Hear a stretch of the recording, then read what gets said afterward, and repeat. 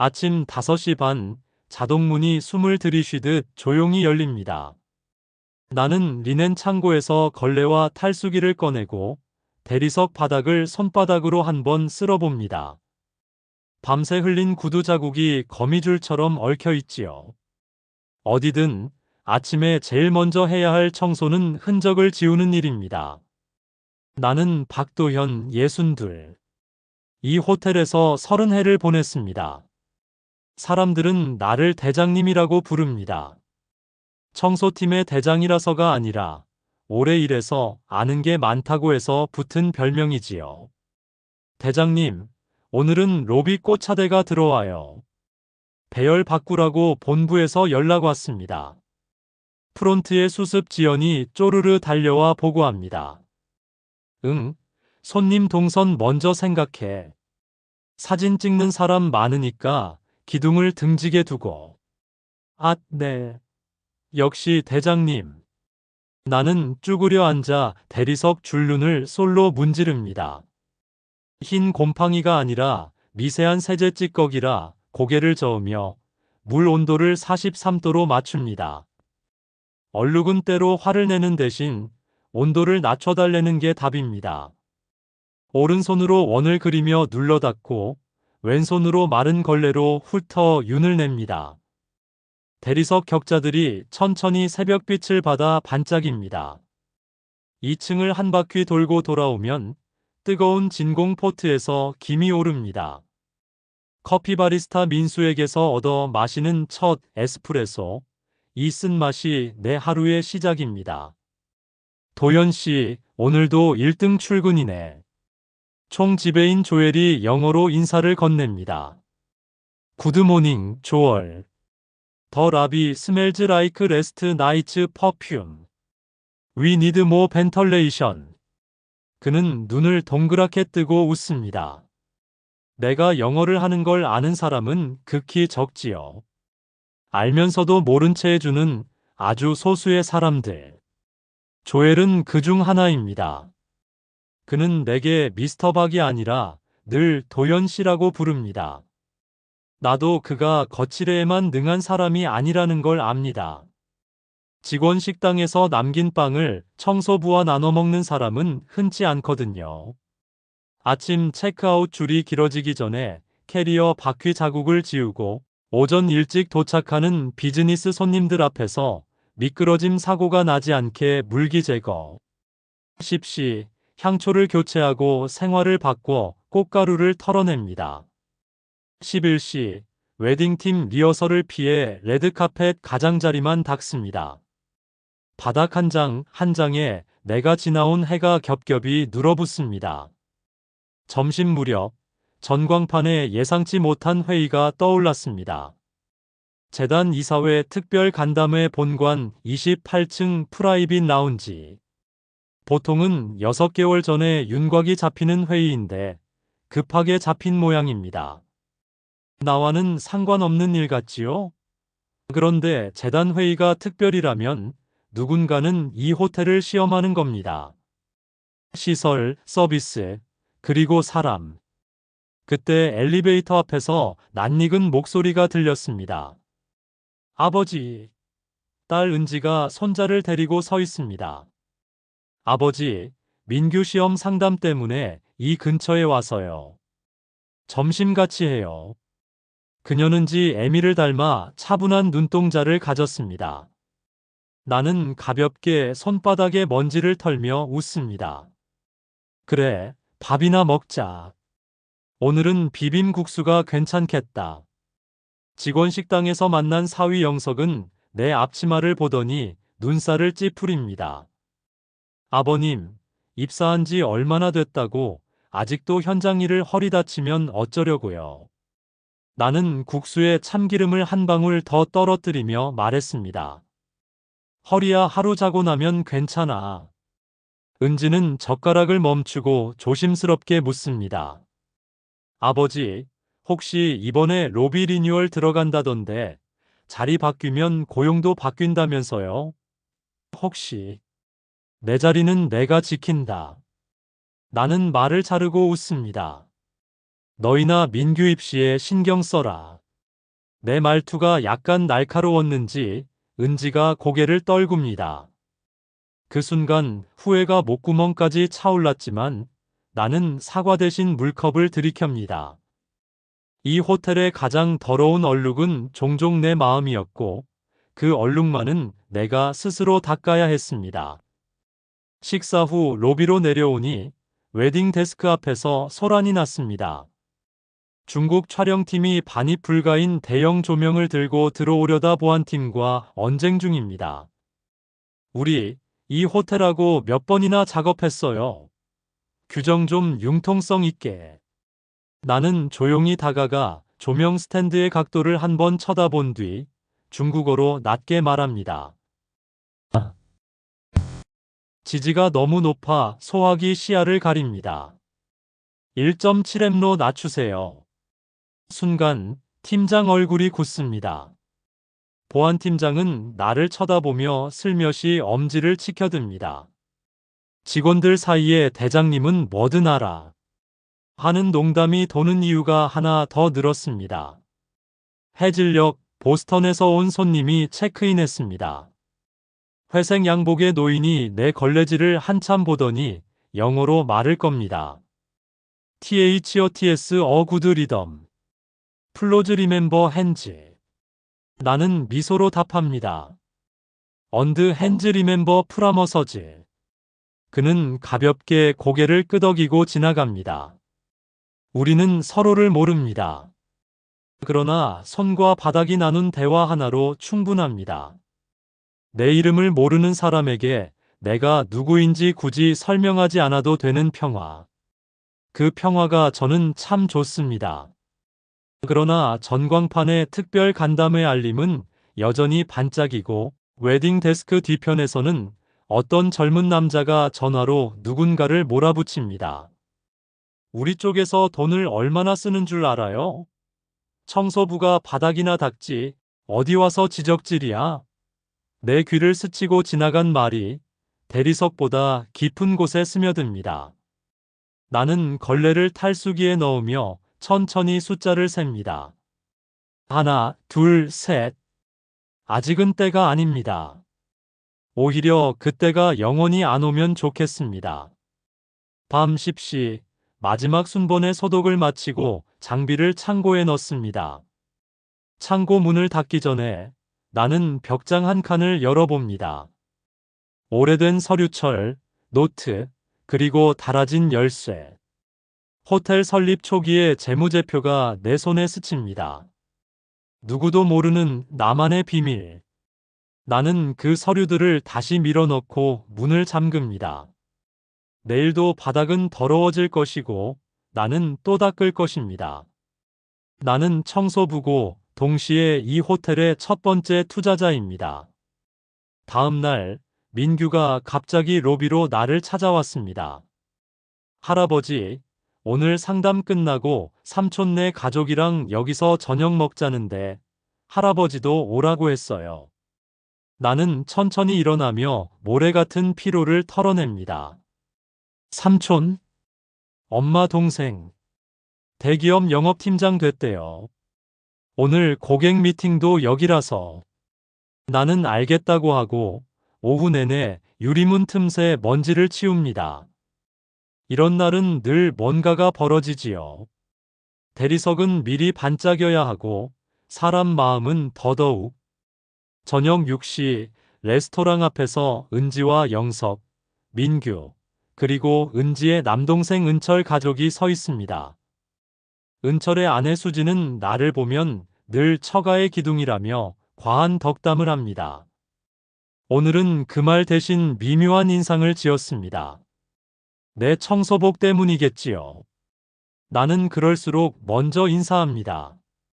오늘 장사 잘 되겠네. 손님 많다. 입구에서 매니저가 안내를 하는데 옆에서 누군가 내 팔을 툭 칩니다.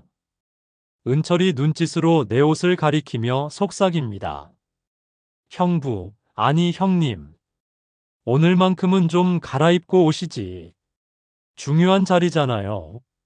나는 대꾸 대신 미소를 붙입니다. 그가 입은 수트 라펠에 남아있는 실밥, 손목 시계가 돌아가는 방향, 구두 코에 맺힌 얇은 흠집. 사람의 격은 이런 디테일에서 나오지만 나는 끝내 입을 닫습니다. 테이블에 앉아 물을 마시고 있는데 근처 테이블에서 업계 사람들로 보이는 손님이 목소리를 높입니다. 이번 납품, 페널티 조항 다시 검토해야 해요. 호텔 쪽에서 갑질하면 우리도 계약 철회합니다. 순간 레스토랑 공기가 싸늘해집니다. 총 지배인 조엘이 통역을 대동하고 분주히 오가지만 대화는 자꾸 어긋납니다. 나는 무심한 척 걸어가 물컵을 채우며 영어로 한 줄 끼워 넣습니다. THE와 ER이 not asking for a favor, just clarity. If we specify the peak season blackout dates, both sides avoid surprises. 조엘이 내 눈을 번쩍 쳐다봅니다. 납품사 대표도 호텔 구매팀장도 동시에 고개를 끄덕입니다. 나는 아무 일도 없었다는 듯 물을 따르고 돌아섭니다.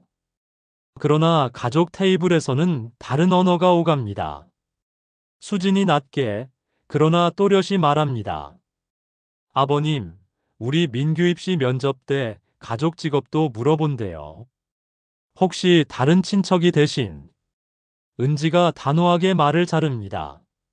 수진아, 아버지 직업이 뭐든 우리 가족이 부끄러워할 일 아니야. 영석이 말려보지만 이미 말은 엎질러졌습니다. 나는 젓가락을 내려놓고 조용히 고개를 끄덕입니다. 맞다. 부끄러운 건 직업이 아니라 태도다. 은철이 한숨을 내쉬며 형, 그럼 형이 대신 면접장 데려다 줄래? 옷은 그날만큼은 정장을. 그가 말을 끝내기도 전에 레스토랑 문 쪽이 웅성거립니다. 모 그룹의 부회장이 사적인 모임을 위해 예약 없이 들이닥친 겁니다. 매니저가 규정을 설명하지만 부회장 측 수행원이 소리를 높입니다. 우리는 이 호텔의 VIP야. 니까짓 게 짓거릴 게 아니라고. 그 말이 내 귓불을 차갑게 때립니다. 나는 자리에서 일어나 매니저 옆에 섭니다. 예약 없으면 음료 라운지로 먼저 안내하고 주방과 협의해서 코스 2개를 타임랩스해. 메인만 합쳐서 내보내. 수행원이 내 어깨를 툭 치며 묻습니다. 너 뭐하는 놈이야? 플로 CAPTAIN. 나는 웃습니다. But I've set this kitchen's tempo longer than you think. 조엘이 빠르게 내 말을 받아 영어로 상황을 수습합니다. 15분 뒤 분노하던 손님은 샴페인을 앞에 두고 조용히 앉습니다. 레스토랑은 다시 술렁임을 거둡니다. 돌아와 앉자 은지가 쪽지를 내밉니다. 아버지, 미안해. 아까 수진이 말은 알고 있다. 나는 쪽지를 접어 포켓에 넣습니다. 거기엔 민규의 모의 면접 일정과 아버지, 그날만 같이 가주세요 라는 짧은 문장이 적혀 있습니다. 그 글씨가 어쩐지 어릴 적 은지가 그린 받아쓰기 공책을 닮아 마음이 저립니다. 식사가 끝날 무렵 호텔 홍보팀에서 걸려온 전화가 휴대폰을 흔듭니다. 도연 선생님, 내일 외신 기자단 투어 동선 검토 부탁드려요. 무슨 이유로? 라운지에서 미끄러짐 사고 났었잖아요. 선생님이 체크해 주시면 안심된다고 총 지배인님이. 알았다. 내일 새벽에 봐. 전화를 끊고 자리로 돌아오는데 수진이 나지막이 말을 겁니다. 아버님, 호텔에서 인정받으시나 봐요. 말은 칭찬인데 표정엔 섭섭함과 의심이 반반입니다. 나는 웃음으로 덮습니다. 인정은 바닥이 하지. 내가 한 만큼 빛나준다. 그 말이 내 귀에 더 오래 남습니다. 바닥은 늘 정확했고 사람은 종종 그렇지 않았으니까요. 계산대 앞에서 카운터 직원 수아가 귓속말합니다. 대장님, 내일 오전 외국 VIP 오신대요. 통역사 바뀌었대요. 바뀌었다고? 네, 급한 사고로 못 나온대요. 프런트 다들 불안해요. 나는 손등으로 카운터를 2번 두드립니다. 걱정 마. 그날 밤 집으로 돌아가는 길, 은지가 조심스레 묻습니다. 아버지, 민규 면접날 같이 가주실 거죠? 가야지. 아버지 혹시 그냥 깔끔한 셔츠라도. 나는 걸음을 멈췄다 다시 움직입니다. 내일은 내일의 옷이 있다. 은지가 고개를 끄덕이며 미소 짓습니다. 그녀는 모릅니다. 내 옷장에는 3벌의 양복이 있다는 걸. 하나는 개장식 때 입은 검은 양복, 하나는 아내 장례식 때 입은 짙은 남색, 그리고 하나는 사진으로만 남 길원단 호텔이 처음 내 이름을 기억해 준 날 만들어둔 회색 양복. 나는 그 옷의 라펠을 매만지는 상상을 하며 현관문을 엽니다. 불이 켜지고 빈 방의 공기가 나를 맞습니다. 나는 조용히 속삭입니다. 내일은 내일을 닦자. 민규 면접날 아침, 나는 평소보다 일찍 출근했습니다. 외신 기자단 투어를 앞두고 로비 대리석에 깨진 모서리를 왁스로 덧바르고 노란 표지판을 2개 더 세웠다. 투어 팀장이 묻는다. 선생님, 이 정도면 안전할까요? 안전은 아마가 아니라 확실이지. 카펫을 10cm 더 당겨. 투어가 출발한 뒤 잠시 숨을 고르는데 은지에게서 메시지가 왔다. 10시에 1층 로비에서 만나요. 나는 창고에서 회색 양복을 꺼냈다. 넥타이는 생략했다. 거울 속 얼굴은 세월을 버틴 주름투성이었지만 나름 젊어 보였다. 10시, 은지와 민규가 로비에 서 있었다. 아버지 양복? 은지가 놀라 묻자 민규가 엄지를 치켜든다. 할아버지 멋있다. 나는 웃으며 답했다. 이제 알았냐? 민규의 학교 면접장은 근처 컨벤션홀이었다.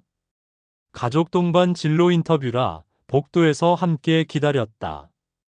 그런데 맞은편에서 은철과 수진, 친척들이 다가왔다. 수진이 내 옷차림을 보더니 얼굴이 풀렸다. 아버님, 역시 이렇게 입으시면. 나는 웃었지만 마음은 씁쓸했다. 옷에 따라 달라지는 태도, 익숙해져도 낯설다. 민규 차례가 왔다. 면접관이 묻는다. 가족 직업, 관심사, 함께 살며 배운 태도. 민규는 노트를 보지 않고 또렷하게 말했다. 할아버지는 호텔에서 바닥을 닦습니다. 하지만 제가 배운 건 바닥이 아니라 사람을 닦는 법입니다.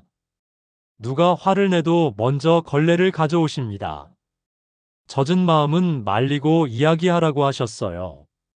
면접관은 웃으며 고개를 끄덕였다. 나는 속으로 중얼거렸다. 민규야, 넌 벌써 훌륭한 사람이구나. 로비로 돌아오는 길, 일본인 신부 대기실 앞에서 소동이 벌어졌다.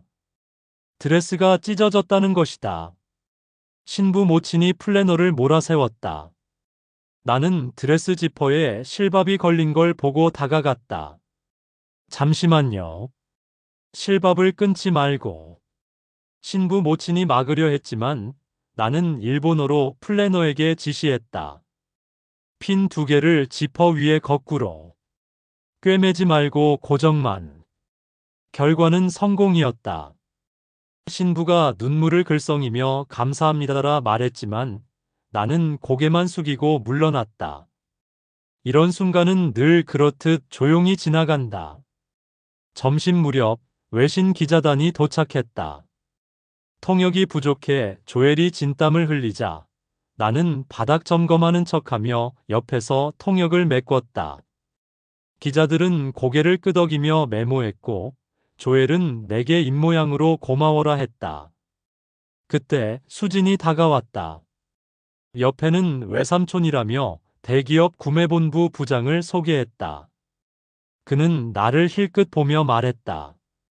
어르신, 호텔 로비 관리하신다지요? 납품건으로 도움을. 나는 고개를 저었다. 저는 청소부일 뿐입니다. 납품은 구매팀과 상의하세요. 그는 당황했지만 곧 웃으며 떠났다. 수진의 입술이 굳으며 작은 목소리가 흘렀다. 괜히 고집 부리시네. 그 말은 은지의 귀에도 들어갔다. 그녀가 입술을 꽉 깨물었다. 가족의 내상은 소리 없는 칼날처럼 남는다. 오후 3시, 기자 한 명이 장난치다 넘어져 카메라를 망가뜨렸다. 나는 곧장 응급키트를 들고 손목을 고정해주고 렌즈를 안전봉투에 넣었다. 기자가 울상지으며 중얼거렸다. 신제품인데. 나는 중국어로 동행에게 말했다. 명함 주세요. 오늘 안으로 대여 장비 연결해 드리겠습니다. 20분 후 새 장비가 도착했다. 기자는 두 손을 모아 감사 인사를 했다. 나는 짧게 웃었다. 저녁, 은철에게서 메시지가 왔다. 형, 오늘은 좀 과했습니다. 가족면 앞에서 외가 체면도 있는데. 형이 어디까지 하실 수 있는지 저희도 알아야 하지 않겠습니까? 나는 답장을 쓰다 지웠다. 그때 조엘에게서 또 다른 메시지가 도착했다. 미스터 파크, 터마로 7M 이머전시 이그제겨티브 미팅. 플리즈 어텐드 퍼서널리. 나는 눈을 가늘게 떴다. 개인 참석이라는 단어가 손끝을 떨리게 했다. 내일 무슨 일이 벌어질까? 창고 문을 잠그며 중얼거렸다. 나가기 싫은데. 밤 11시, 은지에게 전화가 왔다. 아버지, 오늘 고마워요. 민규가 너무 좋아해요. 그리고 저도요. 그래. 아버지, 우리 아버지를 잘 몰랐던 건 아닐까요? 그 말이 가슴 한가운데를 찔렀다. 나는 짧게 웃었다. 사람은 서로를 다 몰라. 대신 조금씩 닦아가며 알아가지. 전화를 끊고 올려다본 호텔 하늘은 유난히 맑았다. 내일 나는 또 다른 이름으로 불릴지도 모른다. 혹은 그대로 대장님으로. 어느 쪽이든 나는 준비되어 있었다. 새벽 5시. 나는 늘 그랬듯 창고 문을 열고 바닥 광택제를 꺼냅니다. 그러나 오늘은 마음이 달라져 있습니다. 어젯밤 조엘이 보낸 메시지 때문이지요. 7시 긴급 미팅. 반드시 개인 참석. 개인 참석이라는 문구는 결코 우연이 아닙니다. 호텔에서 나는 청소부로서 살아왔지만 동시에 이 호텔의 회장입니다. 그 사실을 아는 이는 단 2명. 조엘과 오래된 동업자 1명뿐이었죠. 나는 걸레를 짜내며 스스로에게 속삭입니다. 오늘 결국 들통나겠구나. 6시가 되자 로비에는 긴장된 공기가 감돕니다. 정장을 차려입은 임원들이 분주히 오가고 보안팀은 층마다 통제선을 긋습니다. 나는 평소처럼 청소도구를 들고 서 있지만 그 누구보다 상황을 잘 알고 있습니다.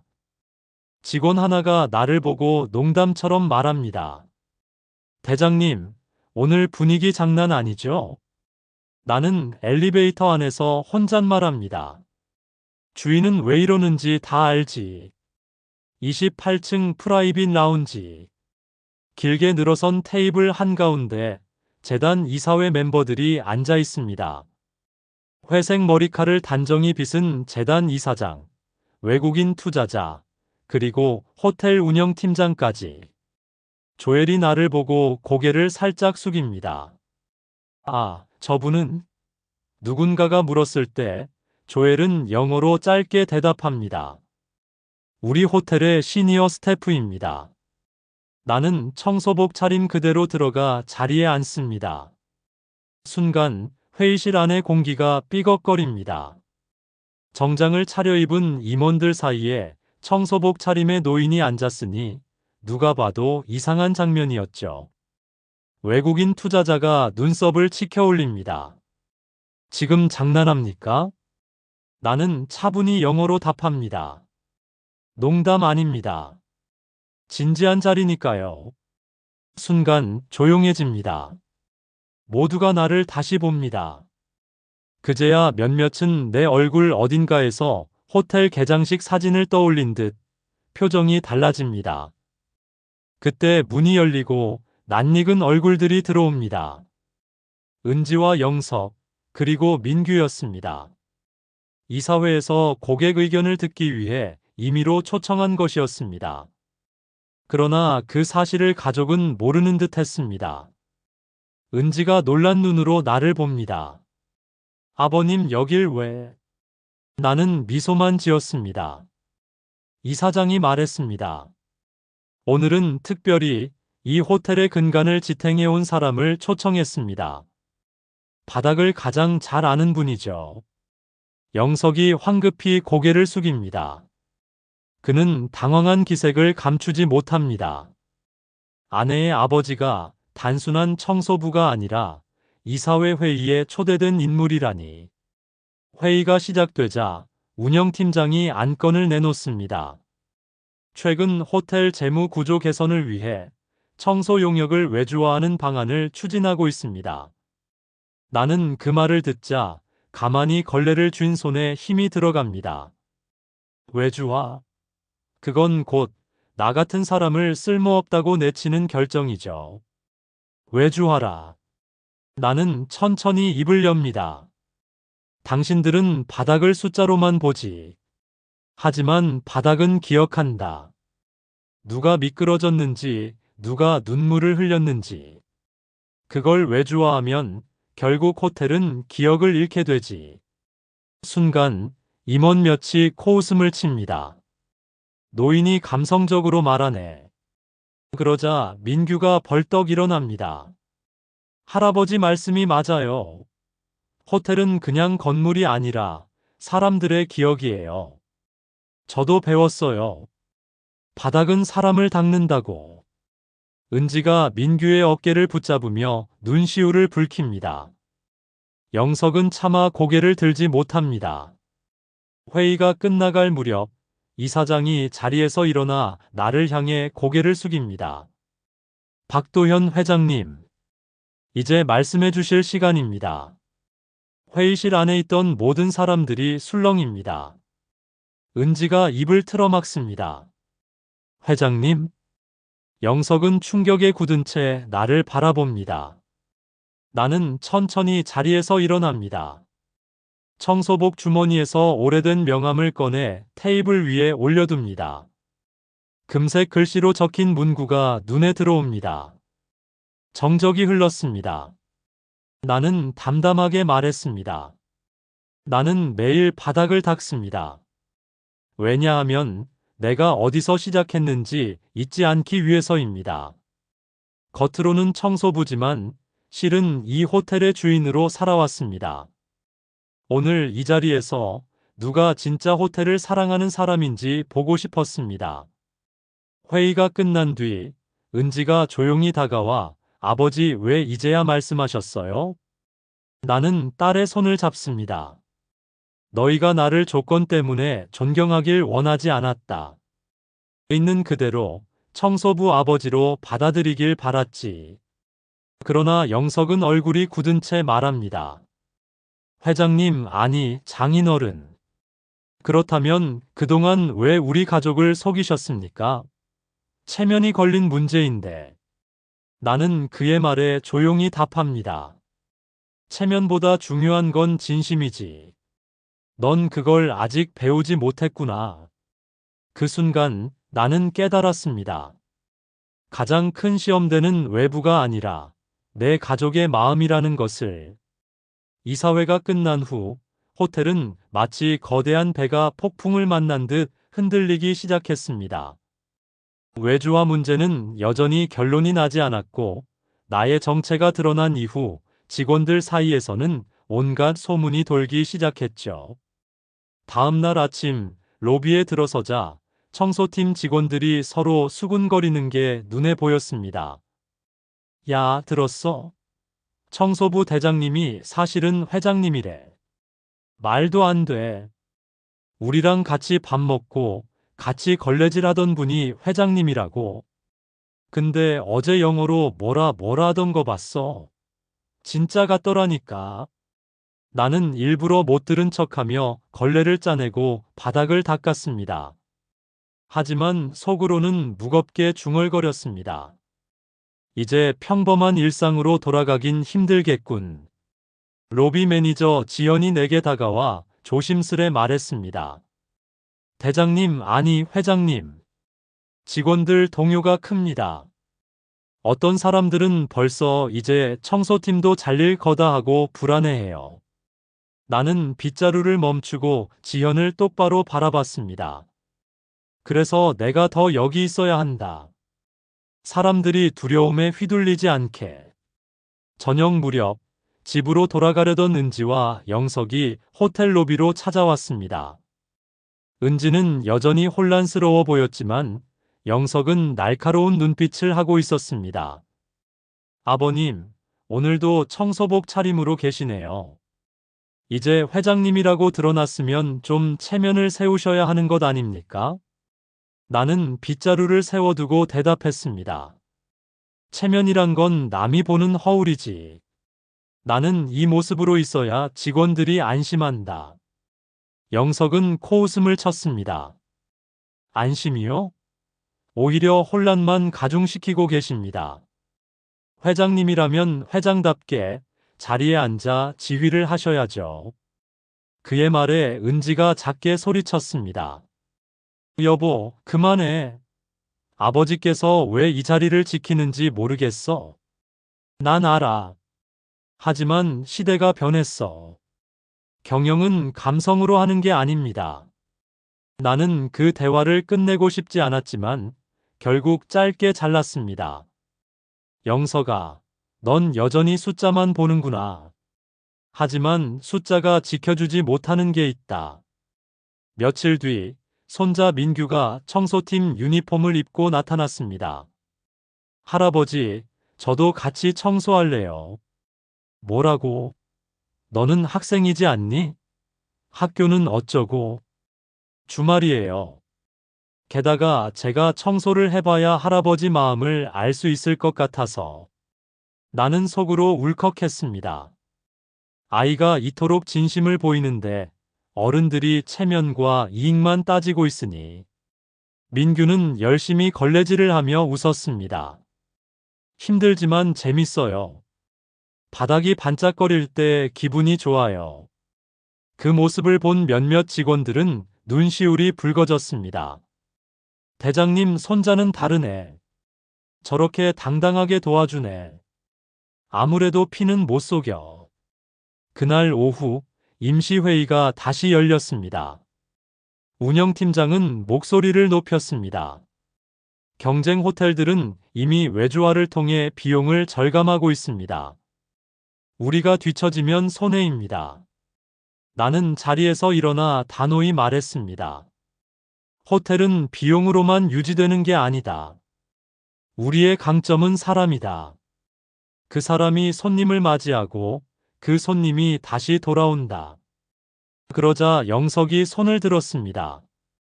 저도 운영팀장의 의견에 동의합니다. 가정이 아니라 현실을 보셔야죠. 은지는 옆에서 고개를 저으며 반박했습니다. 현실이란 건 결국 사람이 만드는 거예요. 아버지가 왜 바닥을 닦으시는지 전 이제 알겠어요. 호텔은 사람의 땀과 마음으로 지켜져야 해요. 회의실은 찬성과 반대로 갈라져 싸움터가 되었습니다. 그때 뜻밖의 반전이 일어났습니다. 갑자기 회의실 문이 열리고 청소팀 몇 명이 들어왔습니다. 그들의 대표로 지현이 나섰습니다. 죄송합니다. 우리가 이런 자리에 들어올 자격은 없지만 오늘만큼은 꼭 말씀드리고 싶습니다. 그녀는 손에 빛바랜 노트를 들고 있었습니다. 여기엔 우리가 하루하루 기록한 메모가 있습니다. 어느 손님이 로비에서 미끄러질 뻔했는지, 어느 아이가 장난감을 잃어버리고 울었는지, 그리고 대장님이 그걸 어떻게 챙기셨는지. 이게 호텔의 진짜 역사입니다. 회의실은 잠잠해졌습니다. 지연은 눈물을 흘리며 말을 이었습니다. 우릴 외주화하면 이 기록은 사라집니다. 대장님, 아니, 회장님은 우리와 함께 지켜주셨습니다. 부탁드립니다. 우릴 내치지 말아주세요. 그 순간 조엘이 자리에서 일어나 서류를 내밀었습니다. 사실 저는 회장님과 오래전부터 이 계획을 준비해 왔습니다. 외주화는 위장한 건일 뿐 진짜 목적은 직원들의 충성도를 확인하는 것이었죠. 임원들이 술렁입니다. 나는 조용히 말을 보탰습니다. 그렇소. 이 호텔은 위기 때마다 사람으로 지켜왔지. 오늘 너희가 보여준 목소리, 그게 내가 원했던 답이다. 회의가 끝난 뒤 은지는 내 손을 꼭 잡으며 말했습니다. 아버지, 존경해요. 이제야 좀 알 것 같아요. 민규도 씩씩하게 외쳤습니다. 저도 할아버지처럼 살고 싶어요. 그러나 영석은 여전히 굳은 표정이었습니다. 전 아직 동의 못하겠습니다. 감성으로는 경영 못합니다. 나는 깊은 한숨을 내쉬며 생각했습니다. 가족의 마음을 얻는 게 외부의 싸움보다 더 어렵구나. 이사회가 끝난 후 호텔은 겉으론 평온했지만 안으로는 긴장이 계속 맴돌았다. 외주화 위기는 일단락된 듯 했지만 영석의 냉랭한 태도와 일부 임원들의 불만이 여전히 남아 있었다. 며칠 뒤 아침 청소를 마치고 로비에서 쉬고 있는데 지현이 황급히 달려왔다. 대장님, 큰일 났습니다. 언론에서 기자들이 몰려왔어요. 회장님이 사실 청소부로 위장 근무했다는 소문이 퍼졌습니다. 나는 빗자루를 세워두고 로비 유리창 너머를 바라봤다. 카메라 플래시가 번쩍이고 기자들이 웅성거리고 있었다. 서진 호텔의 회장이 청소부로 일했다? 흥미로운 기사거리로군. 조엘이 다가와 걱정스레 말했다. 회장님, 지금 바로 대응하셔야 합니다. 기자들은 회장님의 도덕성을 칭송할 수도 있지만 동시에 호텔 경영에 집중하지 않는다며 공격할 수도 있습니다. 나는 그대로 청소복 차림으로 로비 중앙에 섰다. 카메라와 마이크가 일제히 내 앞을 향했다. 회장님, 왜 청소부로 위장하셨습니까? 직원들 신뢰를 시험하려는 의도 아니었습니까? 나는 차분하게 대답했다. 위장한 것이 아닙니다. 저는 여전히 청소부입니다. 동시에 회장이기도 하지요. 사람은 직책으로 정의되지 않습니다. 어떤 일을 하느냐, 어떤 마음으로 살아가느냐가 더 중요합니다. 순간 플래시가 더 세차게 터졌다. 하지만 나는 흔들리지 않았다. 제가 매일 청소하는 이유는 이 호텔의 진짜 주인이 손님이자 직원들이라는 것을 잊지 않기 위해서입니다. 경영은 서류 위 숫자가 아니라 바닥에 떨어진 휴지를 줍는 마음에서 시작됩니다. 그날 밤 집으로 돌아오니 영석이 기다리고 있었다. 얼굴에는 분노가 가득했다. 아버님, 오늘 기자회견을 보셨습니까? 호텔은 직원의 것이라니. 그런 말은 경영권을 내놓겠다는 뜻 아닙니까? 나는 천천히 신발을 벗으며 대꾸했다. 내가 말한 건 마음의 주인이라는 뜻이지 법적 소유권 얘기가 아니야. 하지만 세상은 그렇게 받아들이지 않습니다. 주주들도 반발할 겁니다. 지금이라도 공식 해명을 하시죠. 아니면. 그는 잠시 말을 멈추더니 단호히 말했다. 저와 어머니가 경영을 이어받겠습니다. 순간 가슴이 철렁 내려앉았다.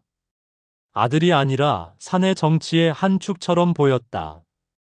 영석아, 네가 진심으로 호텔을 위한다면 사람의 가치를 먼저 보아야 한다. 돈이 먼저가 아니라 그건 이상론일 뿐입니다. 아버님은 여전히 청소부 마인드에서 벗어나지 못하고 계세요. 그는 문을 쾅 닫고 나가버렸다. 며칠 후 민규가 학교에서 돌아오자마자 나를 붙잡았다. 할아버지, 뉴스 다 봤어요. 애들이 저한테 너네 할아버지 청소부래 하고 놀렸어요. 근데 전 화 안 냈어요. 대신 말했죠. 맞아. 내 할아버지는 청소부야. 근데 우리 호텔 회장이기도 해. 그리고 세상에서 제일 멋진 분이야. 그 말에 눈물이 핑 돌았다. 아이의 용기가 나보다 컸다. 민규야, 네가 진짜 주인이구나. 부끄럽지 않게 살아줘서 고맙다. 며칠 뒤 호텔 대연회장에서 주주총회가 열렸다. 수백 명의 주주와 기자들이 모여 긴장감이 감돌았다. 나는 단상에 섰다. 여러분, 저는 청소부이자 회장입니다. 그리고 오늘 이 호텔의 진짜 주인을 소개하려 합니다. 사람들이 술렁였다. 그때 무대 옆문이 열리고 청소팀 직원들이 일렬로 걸어 들어왔다. 모두 유니폼을 입고 있었다. 나는 이어 말했다. 이들이야말로 호텔의 진짜 주인입니다. 여러분이 투자한 자본은 건물을 세웠지만 이들의 땀과 마음이 손님을 다시 오게 합니다. 주주들 사이에서 박수가 터져 나왔다. 일부는 감동했고 일부는 불안해했지만 흐름은 이미 달라지고 있었다. 주주총회가 끝난 뒤 영석이 나를 불러냈다. 얼굴은 창백했고 눈빛은 흔들렸다. 아버님, 오늘 말씀을 듣고 처음으로 깨달았습니다. 저는 호텔을 숫자로만 봤습니다. 하지만 진짜 주인은 직원과 손님이었군요. 제가 너무 오만했습니다. 나는 아들을 조용히 안아주었다. 영석아, 늦지 않았다. 이제부터라도 같이 배워가자. 며칠 후 은지의 결혼식 날이 다가왔다. 은지는 의도적으로 작은 규모의 결혼식을 원했다. 아버지, 이번엔 체면이 아니라 진심으로 축복받고 싶어요. 나는 깨끗이 다린 청소복을 입고 딸 곁에 섰다. 하객들은 처음엔 웅성거렸지만 내가 마이크를 잡자 조용해졌다. 이 옷은 제 삶의 역사입니다. 이 옷으로 아이들을 키우고 이 호텔을 지켜왔습니다. 오늘도 저는 청소부이자 회장으로 이 자리에 서 있습니다. 진짜 사랑과 진짜 가족은 겉모습이 아니라 마음에서 비롯됩니다. 순간 뜨거운 박수가 울려 퍼졌다. 은지는 눈물로 나를 안았다. 결혼식이 끝난 후 나는 민규와 함께 호텔 로비에 섰다. 아이가 물었다. 할아버지, 결국 호텔의 주인은 누구예요? 나는 바닥에 떨어진 휴지를 주워 쓰레기통에 넣으며 대답했다. 민규야, 진짜 주인은 이 호텔을 사랑하는 모든 사람이지. 손님, 직원, 그리고 너 같은 후손까지. 민규는 고개를 끄덕이며 웃었다. 그럼 저도 언젠가 주인이 되겠네요. 그래, 네가 진심을 잃지 않는다면 말이다. 나는 다시 걸레를 들었다. 회장이든 청소부든 상관없었다. 진짜 주인은 언제나 사람이었으니까.